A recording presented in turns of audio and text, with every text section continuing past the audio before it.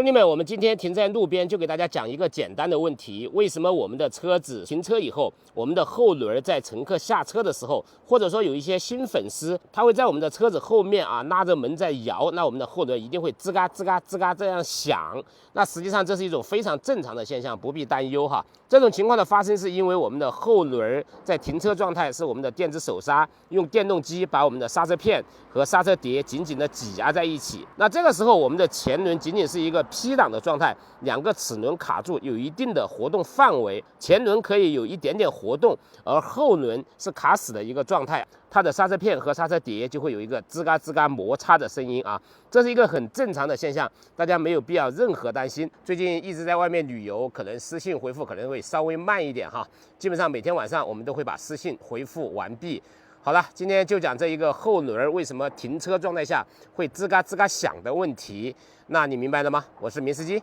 欢迎关注，也欢迎加入我的粉丝群，一起聊聊帕萨特。